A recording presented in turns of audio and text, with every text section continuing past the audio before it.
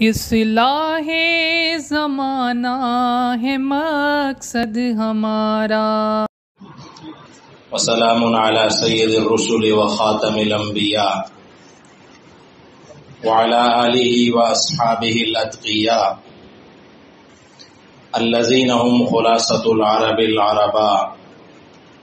وخیر الخلائق بعد الانبیاء اما بعد فاعوذ باللہ من الشیطان الرجیم بسم اللہ الرحمن الرحیم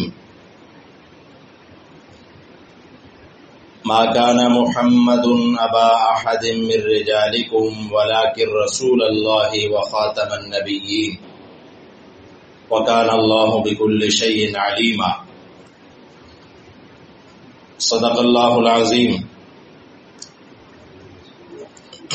قال النبي صلى الله تعالى عليه وسلم ان الرسالة والنبوة قد انقطعت فلا رسول بعدی ولا نبی او کما قال علیہ الصلاۃ والسلام صدق اللہ العظیم وبلغنا رسوله النبی الامی الکریم ونحن على ذلك من الشاہدین والشاکرین والحمد للہ رب العالمین۔ اللهم صل على سيدنا ومولانا محمد وعلى آل سيدنا ومولانا محمد وبارك وسلم وصل عليه۔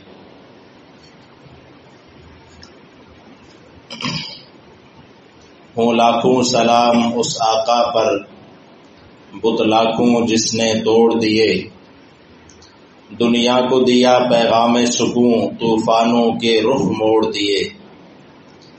اس محسن اعظم نے کیا کیا نہ دیا انسانوں کو، دستور دیا منشور دیا، کچھ راہیں دیں کچھ موڑ دیے۔ واجب الاحترام معزز سامعین، ہمارے آج کے جمعۃ المبارک کے خطبہ کا عنوان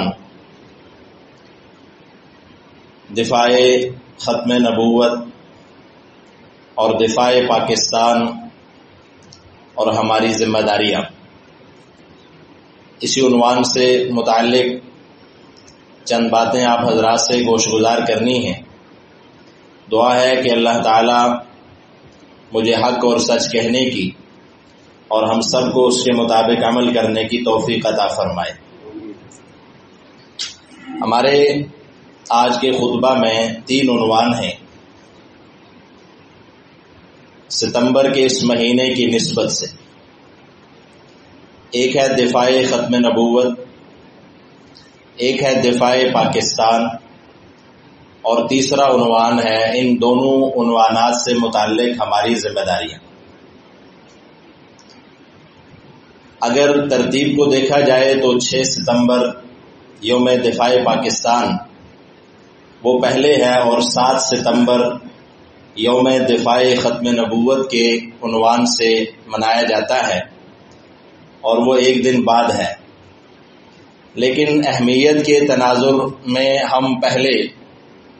ختم نبوت کی اہمیت پہ روشنی ڈالیں گے، اور اس کے بعد انشاءاللہ اگلے عنوان پہ۔ سامعین محترم، ایمان لانے کا مطلب یہ ہے کہ ان تمام عقائد کو دل و جان سے تسلیم کیا جائے جو اسلام کی بنیادی اساس ہیں۔ آمنت باللہ و ملائکتہ و کتبہ و رسلہ والیوم الآخر والقدر خیرہ و شرہ، یہ سب چیزیں ایمانیات میں ہیں۔ اللہ پر ایمان لانا، اللہ کے پیغمبروں پر ایمان لانا، اور دیگر تمام ایمانیات۔ ان میں سے ایک بنیادی چیز عقیدہ رسالت کو تسلیم کرنا ہے۔ ایک تو یہ ہے کہ تمام انبیاء کی رسالت کو تسلیم کرنا، سب کو اللہ کا رسول ماننا، ان کی عزت احترام، لا نفرق بین احد من رسلہ۔ اس کے بعد محمد الرسول اللہ صلی اللہ علیہ وسلم کی رسالت کو ماننا، آپ کو اللہ رب العالمین کا آخری پیغمبر ماننا، آپ کو رحمت للعالمین ماننا اور ان تمام حیثیات کو ماننا، تسلیم کرنا جو اللہ رب العالمین نے قرآن عظیم الشان کی روشنی میں آپ صلی اللہ علیہ وسلم کی متعین فرمائی ہے، ان تمام حیثیات کو جب تک تسلیم نہیں کیا جائے گا تو رسول اللہ صلی اللہ علیہ وسلم کی رسالت پر ایمان کمپلیٹ نہیں ہوگا۔ رسول اللہ صلی اللہ علیہ وسلم کی بہت ساری حیثیتیں اللہ نے قرآن عظیم الشان میں بیان فرمائی ہیں۔ اللہ نے آپ کو شاہد کہا، بشیر کہا، نذیر کہا، رحمت للعالمین کہا اور شافع محشر کا، بہت ساری حیثیتیں ہیں۔ ان سب میں سے ایک ہے یہ کہ اللہ رب العالمین نے آپ کو خاتم النبیین کہا، اور اس کا مطلب یہ ہے کہ آدم علیہ السلام سے رسول اللہ صلی اللہ علیہ وسلم تک جو نبوت اور رسالت کا سلسلہ چلا تھا، آپ صلی اللہ علیہ وسلم کے آنے پہ اللہ نے اس نبوت کے سلسلے کو ختم فرما دیا اور آپ خاتم النبیین ہیں، سب سے آخری پیغمبر ہیں، اور اللہ تعالیٰ نے آپ کے آنے پر نبوت اور رسالت کا دروازہ ہمیشہ ہمیشہ کے لیے بند کر دیا۔ ختم نبوت کا سیدھا اور سادہ سا مفہوم یہ ہے کہ نبوت آپ صلی اللہ علیہ وسلم پر اختتام پذیر ہو گئی۔ اب آپ صلی اللہ علیہ وسلم کے بعد نہ کوئی نیا نبی آئے گا، نہ کوئی نئی امت آئے گی اور نہ کوئی نئی کتاب آئے گی۔ آپ آخری پیغمبر، آپ کی کتاب آخری کتاب اور آپ کی امت آخری امت، یہ ختم نبوت کا سیدھا سادہ مفہوم ہے۔ اور ایسا نہیں ہے کہ یہ مفہوم قرآن کریم کی کسی اشارت النص سے یا کنایت النص سے ثابت ہے، بلکہ اللہ کی کتاب قرآن عظیم الشان میں جن علماء نے اس موضوع پہ تحقیق کی، جو اس موضوع کے اسپیشلسٹ ہیں، ان کی تحقیقات کے مطابق قرآن کریم کی 100 سے زائد آیات اور نبی کریم صلی اللہ علیہ وسلم کے ذخیرہ احادیث میں سے 210 احادیث اور پھر پوری امت کا اجماع، آج تک ساری امت کا اتفاق اس بات پر، صحابہ کرام سے لے کر آج تک ساری امت اس بات پہ متفق رہی ہے کہ رسول اللہ صلی اللہ علیہ وسلم اللہ کے آخری پیغمبر ہیں، اور آپ پر اللہ تعالیٰ نے نبوت کو ہمیشہ کے لیے، آپ کے آنے پہ نبوت کے دروازے کو ہمیشہ کے لیے بند کر دیا۔ لیکن اس کے باوجود چند آیات میں آپ کے سامنے عرض کرتا ہوں۔ سورہ احزاب کی آیت نمبر 40 میں اللہ رب العالمین ارشاد فرماتے ہیں کہ ما کان محمد ابا احد من رجالکم، محمد صلی اللہ علیہ وسلم، جب حضور کا نام آئے تو درود پڑھا کریں، صلی اللہ علیہ وسلم، فرمایا کہ آپ محمد الرسول اللہ صلی اللہ علیہ وسلم ابا احد من رجالکم، تم میں سے کسی بھی مرد کے باپ نہیں ہیں، ولیکن رسول اللہ، لیکن یہ کہ آپ اللہ کے رسول ہیں، وخاتم النبیین، اور نبوت کے سلسلے کو ختم کرنے والے ہیں، اللہ کے آخری پیغمبر ہیں۔ یہ آیت تو بالکل وضاحت کے ساتھ اس مفہوم کو بیان کرتی ہے، عبارت النص ہے۔ اللہ تعالی نے یہاں پہ وضاحت کر دی کہ آپ خاتم النبیین ہیں، اور پھر اس آیت کی روشنی میں جیسے کہ میں نے عرض کیا 210 احادیث گویا کہ اسی آیت کی وضاحت ہے یا اس عقیدے کی وضاحت ہے۔ ایک جگہ اللہ رب العالمین ارشاد فرماتے ہیں کہ اے میرے حبیب آپ اعلان کر دیجئے، یا ایھا الناس انی رسول اللہ الیکم جمیعا، اے لوگوں میں تم سب کی طرف اللہ کا رسول بن کے آیا ہوں۔ اب میرے زمانوں کے بعد جتنے زمانے آئیں گے سب کا میں رسول، جتنے انسان آئیں گے سب کا میں اللہ کا پیغمبر، سب کی طرف میں اللہ کا رسول بن کے آیا ہوں۔ جب آپ سب کے پیغمبر ہیں، سب کی طرف اللہ کے رسول بن کے آئے، تو کسی اور رسول کی اور پیغمبر کی ضرورت نہیں رہی۔ اسی طرح حجۃ الوداع کے موقع پہ جو آیت نازل ہوئی، اور اس میں اللہ رب العالمین نے کیا ارشاد فرمایا؟ الیوم اکملت لکم دینکم، آج کے دن میں نے تمہارے لیے تمہارا دین مکمل کر دیا۔ واتممت علیکم نعمتی، تم پر اپنی نعمت، اپنا احسان تمام کر دیا۔ ورضیت لکم الاسلام دینا، اور اب قیامت تک کے لیے تمہارے لیے میں نے دین کو بطور اسلام یا اسلام کو بطور دین تمہارے لیے پسند فرمایا۔ لہذا جب اللہ کا پسندیدہ دین دین اسلام ہے، تو دین اسلام کس چیز کا نام ہے؟ اللہ کے قرآن کا نام ہے، اللہ کے نبی کی شریعت کا نام ہے، اس نظام کا نام ہے جو اللہ نے ہمیں اپنے پیارے حبیب صلی اللہ علیہ وسلم کے ذریعے دیا۔ جب وہ اللہ کا پسندیدہ اسلام ہے، پسندیدہ دین ہے، تو پھر کسی اور دین کی، شریعت کی، کتاب کی، نظام کی ضرورت باقی نہیں رہی۔ یہ 3 آیات میں نے آپ کے سامنے رکھی، بہت ساری آیات ہیں۔ اسی طرح نبی کریم صلی اللہ علیہ وسلم نے اپنے ذخیرہ احادیث میں ایک حدیث تو میں نے خطبہ میں پڑھی، آپ صلی اللہ علیہ وسلم فرماتے ہیں ان الرسالۃ والنبوۃ قد انقطعت، رسالت اور نبوت میرے آنے پہ اس کا سسٹم منقطع ہو گیا،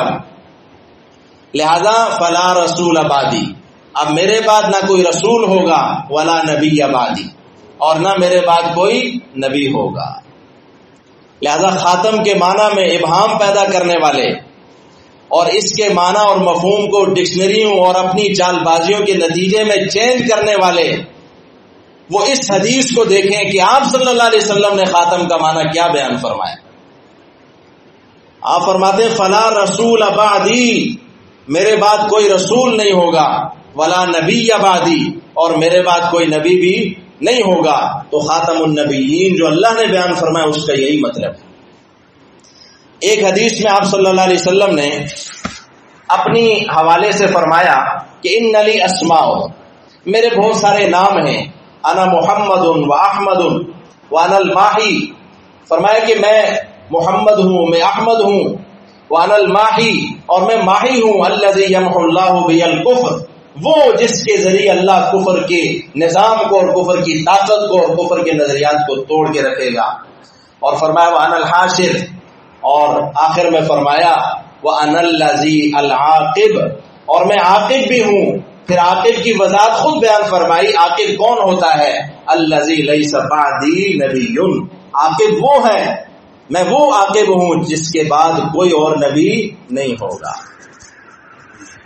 ایک حدیث میں آپ صلی اللہ علیہ وسلم نے یوں ارشاد فرمایا کہ انا خاتم الانبیاء، میں خاتم الانبیاء ہوں، ومسجدی خاتم مساجد الانبیاء، اور جو میری مسجد ہے مسجد نبوی، فرمایا کہ یہ انبیاء کی بھی آخری مسجد ہے، یہ وہ آخری مسجد ہے جسے کوئی نبی بنائے گا، تعمیر کرے گا، اس کے بعد کوئی اور مسجد یہ اعزاز حاصل نہیں کر سکے۔ اسی طرح ایک حدیث آپ صلی اللہ علیہ وسلم نے فرمایا کہ فضلت علی الانبیاء بست، 6 ایسی وجوہات ہیں جن کی بنا پہ اللہ نے مجھے سارے انبیاء پہ فضیلت دی، اور وہ 6 فضیلتیں میں سب کا ذکر نہیں کرتا، وقت مختصر ہے۔ ان 6 فضیلتوں میں سے جو آخری فضیلت آپ صلی اللہ علیہ وسلم نے بیان فرمائی وہ کیا تھی؟ وَخُتِمَ بِيَ النَّبِيُّونَ، اور مجھ پر نبیوں کا سلسلہ ختم کر دیا گیا۔ اب سامعین محترم، یہ جو احادیث میں نے آپ کے سامنے رکھی ہیں، کیا ان میں کوئی ابہام ہے؟ ان میں کتنی وضاحت ہے، کوئی شک و شبہ کی اس کے بعد گنجائش نہیں رہتی۔ اسی لیے امت کا یہ متفقہ عقیدہ ہے کہ آپ صلی اللہ علیہ وسلم اللہ کے آخری نبی ہیں، اور اگر کوئی شخص آپ صلی اللہ علیہ وسلم کے بعد نبوت کا دعویٰ کرتا ہے کسی بھی انداز میں، وہ بھی دائرہ اسلام سے خارج ہے، اور اس کے ماننے والے بھی دائرہ اسلام سے خارج ہیں۔ یہ اسلام کا بنیادی اور ٹھوس عقیدہ ہے، اور اس عقیدے کو اگر یوں کہا جائے کہ اس عقیدے پہ اسلام کی بنیاد قائم ہے، اور اس عقیدے کو تسلیم کیے بغیر کوئی انسان بھی مسلمان نہیں ہو سکتا۔ سامعین محترم، جیسے میں نے شروع میں عرض کیا، قرآن، حدیث، صحابہ کرام اور امت کا اجماع، یہ سب چیزیں اس عقیدے پر متفق ہیں، لیکن اس کے باوجود ہمارے بر صغیر میں یہاں استعماری حکومت اور برٹش حکومت کے تعاون سے کہہ دیں کہ بہت سارے یہاں پہ فتنے اٹھے۔ ان میں سے ایک فتنہ ایسا تھا جس نے ایک ایسے شخص کی پشت پناہی کی جس نے اپنے آپ کو سب سے پہلے یہ دعویٰ کیا کہ اس پر الہام ہوتا ہے، وحی کا الہام ہوتا ہے، اس پہ اللہ براہ راست اس سے باتیں کرتا ہے، اس پہ اپنی وحی نازل کرتا ہے۔ اس کے بعد دوسرے نمبر پہ اس نے دعویٰ کیا کہ وہ مسیح موعود ہے، یعنی وہ عیسیٰ علیہ السلام جنہوں نے آنا ہے ان کا دعویٰ کر دیا مسیح موعود ہیں۔ اور پھر یہاں پہ بسنے کی ایک اور قدم آگے بڑھا کے اپنے آپ کو پیغمبر کہہ دیا اور کہا کہ میں نبی ہوں۔ اور پھر جو وہ سارے نسبتیں جو ایک پیغمبر کے ساتھ قائم ہوتی ہیں، جیسے حضور صلی اللہ علیہ وسلم کی نسبت سے آپ کی ازواج امہات المؤمنین ہیں، آپ کی کتاب آخری کتاب ہے، کلام اللہ ہے، اور آپ کے چاہنے والے، آپ کے شاگرد، آپ کے صحابہ کہلاتے ہیں، اس نے یہی چیزیں اپنے چاہنے والوں کے لیے بھی تقسیم کر دی۔ اور اس فتنے نے اتنی سرگرمی اور پرجوش طریقے سے سر اٹھایا کہ امت کا ایمان خطرے میں پڑ گیا۔ لہذا اس وقت کے علماء نے، اس وقت کے صلحاء نے اور اس وقت کے امت کے محسنین نے اس فتنے کو اور اس کے نقصانات کو اور آنے والے دور میں اس سے دین اسلام کو جو خطرات تھے ان کا فوراً ادراک کیا اور اقدامات کیے۔ اور یوں اس وقت 20ویں صدی کے آغاز میں جب یہ فتنہ اٹھا، اس وقت سے لے کر پورے ہندوستان میں تحریک چلی، وہ علمی طور پہ بھی، تقریری طور پہ بھی، ہر لحاظ سے اس فتنے کا قلع گما کرنے کی کوشش کی گئی، اس کا پیچھا کیا گیا۔ اور یوں کرتے کرتے جب ملک پاکستان بنا، اس کے بعد بھی یہ فتنہ جاری رہا، اس کی سازشیں جاری رہیں، اور تاریخ کو پڑھنے والے، جاننے والے 1953 کی ختم نبوت کی تحریک جو چلی، اس کو جانتے ہیں کہ وہ کتنی اہم تھی اور کتنی قربانیاں اس میں دی گئیں، اور امت کے تمام مکاتب فکر نے اپنے اپنے مقامات پہ اپنی اپنی طاقت اور بساط کے مطابق اس میں حصہ لیا۔ لیکن اس تحریک کے بعد بھی یہ فتنے ختم نہیں ہوئے، بلکہ مزید بڑھتے گئے، اور وقت آن پہنچا 1974 کا۔ اور 1974 میں سامعین محترم، چونکہ ہر مقامات پہ لڑائیاں، جھگڑے، فتنے، فساد اور ان مرزائیوں کی جو سازشیں تھیں وہ اتنی تیز ہو گئی تھیں کہ کوئی جگہ، کوئی طبقہ، کوئی معاشرہ ان سے خالی نہیں رہا تھا۔ لہذا روز ملک کو چیلنجز درپیش ہوتے، فسادات ہوتے۔ لہذا اس وقت کے وزیر اعظم نے 13 جون میں اپنی ایک تقریر میں کہا کہ ہم اس مسئلے کو قومی اسمبلی میں لے کے جائیں گے، وہاں پہ اس پہ بحث کریں گے۔ وہ ساری تفصیل کتابوں میں چھپی ہوئی ہے، مصدقہ رپورٹ کے نام سے بھی، اس کو آپ پڑھ سکتے ہیں۔ تو یہ مسئلہ قومی اسمبلی میں گیا، اور وہاں پہ بحث و تمیز کے بعد پوری قومی اسمبلی کو ایک کمیٹی میں جو ہے نا چینج کر دیا گیا، تبدیل کر دیا گیا، اور اس مسئلے پہ جو ہے بحث ہوئی 5 اگست سے 23 اگست تک۔ اس پہ ان کو سنا گیا، ان کے ختم نبوت کے مخالفین کی پوری بات سنی گئی، ان پہ جرح کی گئی، اور سارے معاملات جب طے ہو گئے، اور اس کے بعد الحمدللہ اللہ تعالیٰ کے فضل و کرم سے، علماء کرام کی محنتوں سے یہ مسئلہ ہمیشہ ہمیشہ کے لیے حل ہوا۔ اور 7 ستمبر 1974 رات 8 بجے کی خبروں میں یہ خبر شائع ہوئی کہ مرزائیت کو اور قادیانیوں کو اور ان لوگوں کو جو یہ عقیدہ رکھتے ہیں کہ اللہ کے حبیب صلی اللہ علیہ وسلم کے بعد بھی کوئی نبی ہے، ان تمام لوگوں کو دین اسلام سے خارج کر دیا گیا، وہ آج کے بعد نان مسلم ڈکلیئر کر دیے گئے۔ تو الحمدللہ وہ جو تحریک تھی، وہ جو مشن تھا آپ صلی اللہ علیہ وسلم کی ختم نبوت کو ہمیشہ ہمیشہ کے لیے اسلام کے نام پر بننے والے ملک میں الحمدللہ تحفظ فراہم ہوا اور وہ تمام سازشیں دم توڑ گئی۔ آج الحمدللہ امت اس حوالے سے بے فکر ہے کہ ان کے اس ایمان پر، اس عقیدے پر اب انشاءاللہ کسی کو جرت نہیں ہوگی کہ وہ ہاتھ ڈالے۔ تو اس لیے 7 ستمبر 1974 کا جو دن ہے وہ ہمارے لیے، مسلمانان پاکستان کے لیے خصوصاً اور بر صغیر کے لیے اور پورے عالم کے لیے عموماً یہ بہت اہمیت کا دن ہے، اور ہمیں پتہ ہونا چاہیے اس دن کا۔ جس طرح ہم قومی دن مناتے یہ بھی ہمارا قومی دن ہے کہ اس دن ہم نے ایک بہت بڑا جو ٹارگٹ تھا وہ حاصل کیا۔ سامعین محترم، اس کے بعد ہم آتے ہیں 6 ستمبر 1965 کا جو دن تھا، وہ بھی بڑا اہم دن تھا جب ہندوستان نے ایک یلغار کی، ملک کو، ہمارے ملک پاکستان کو ان کا خیال تھا کہ وہ اس ملک کو آنن فانن ختم کر دیں گے، اپنی طاقت پہ غرور تھا اور انہوں نے حملہ کر دیا پنجاب میں چاروں اطراف سے۔ لیکن بات یہ ہے کہ جب اللہ تعالیٰ کسی کو ایمان کی طاقت دے دیتا ہے تو پھر یہ ایمان کی طاقت ایسی طاقت ہے کہ جب ایمان والے اس طاقت کو لے کے لڑتے ہیں تو وہ ہر میدان پہ اپنا دفاع کرتے ہیں اور اپنے دفاع کو ناقابل تسخیر بھی بناتے ہیں۔ لہذا اس دن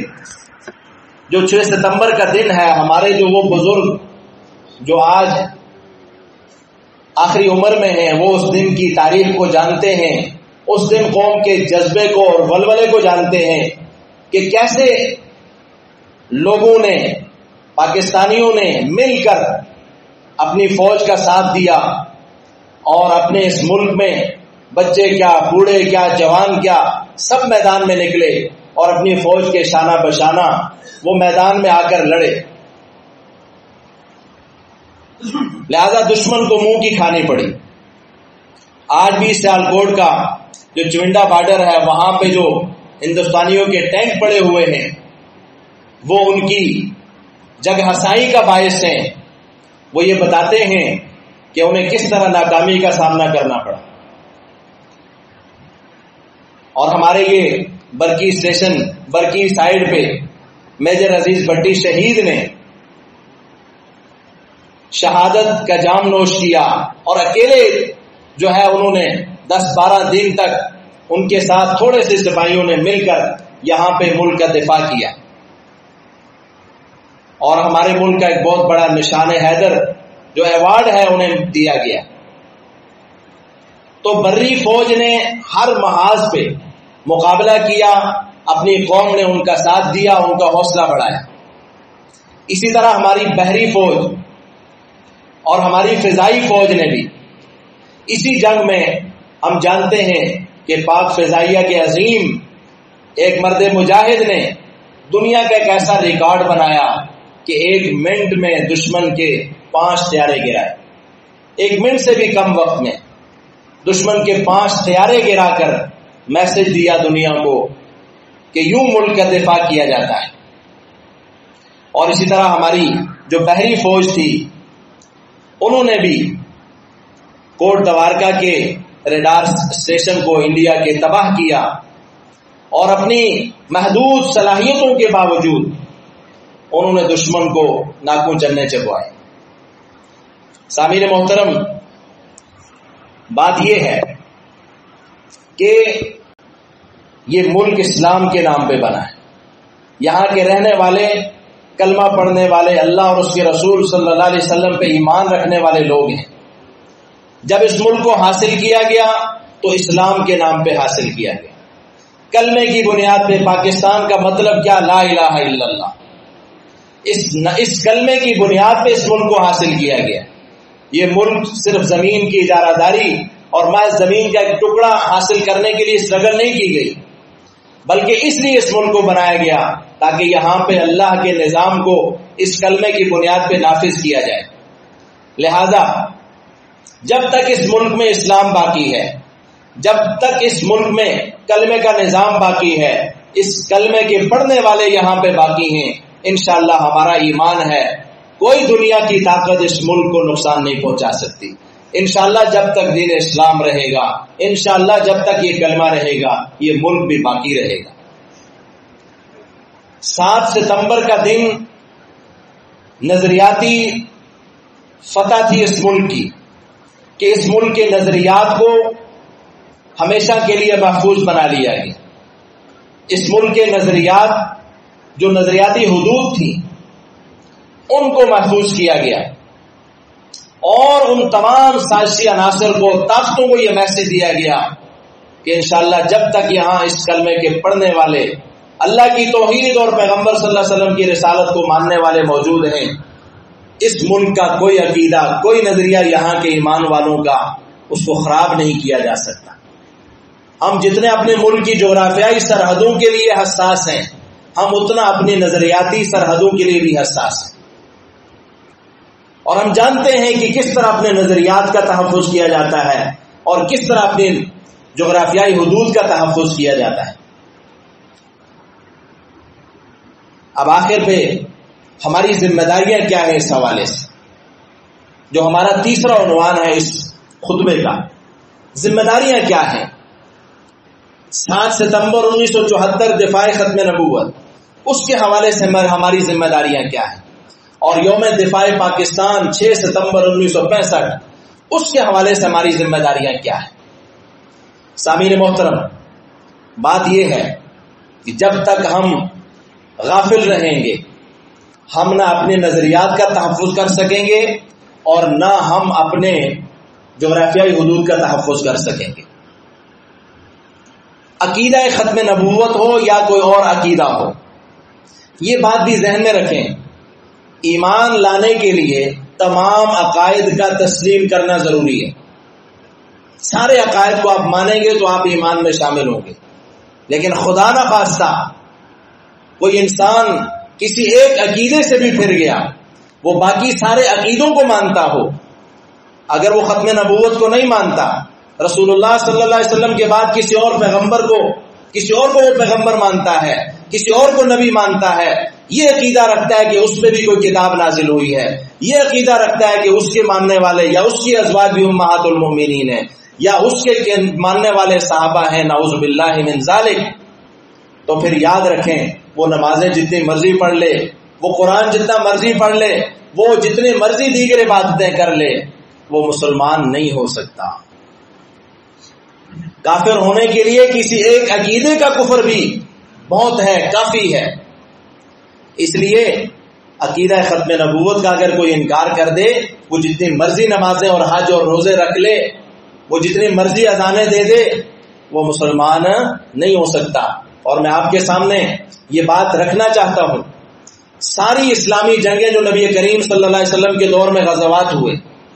تمام غزوات میں جو صحابہ کرام شہید ہوئے نا، ان کی تعداد 300 سے کم ہے،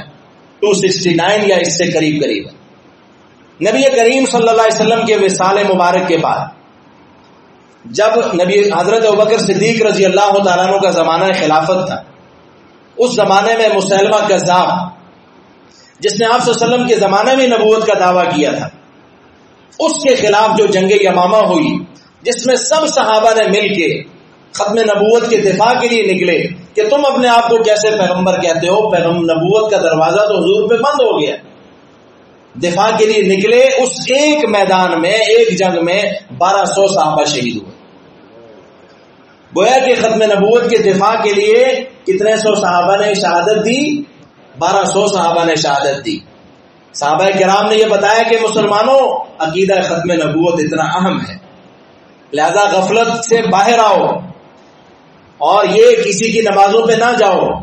جب تک کوئی ببانگ طفل آپ صلی اللہ علیہ وسلم کی ختم نبوت کا ایمان اور اعلان نہ کرے، اس وقت تک وہ ایمان دار نہیں ہو سکتا۔ الحمدللہ اب تو ہمارے نصابی کتابوں میں بھی یہ آرڈر جاری کر دیا گیا کہ تمام نصابی کتب میں جہاں بھی رسول اللہ صلی اللہ علیہ وسلم کا نام لکھا جائے وہاں ساتھ کیا لکھا جائے؟ خاتم النبیین صلی اللہ علیہ وسلم. یہ ہم سمجھتے ہیں کہ الحمدللہ یہ ہماری نظریاتی فتح پر فتح ہے، اور الحمدللہ اللہ کرے گا. ہم کہتے ہیں تم مزید سازشیں کرو، انشاءاللہ مزید تمہارے دروازے بند ہوتے جائیں گے. تو بیدار رہیں، اپنی اولادوں کو، اپنے بچوں کو، آنے والی نسلوں کو یہ بتائیں کہ ختم نبوت کیا ہے، عقیدہ ختم نبوت کی اہمیت کیا ہے. اپنے چھوٹے چھوٹے بچوں کو یہ یاد کروائیں، ان کی زبانوں پہ بٹھائیں کہ حضور صلی اللہ علیہ وسلم اللہ کے آخری نبی ہیں. انا خاتم النبیین لا نبی بعدی. یہ حدیث ہمارے ایک ایک بچے کو یاد ہونی چاہیے. یہ ہماری ذمہ داری ہے.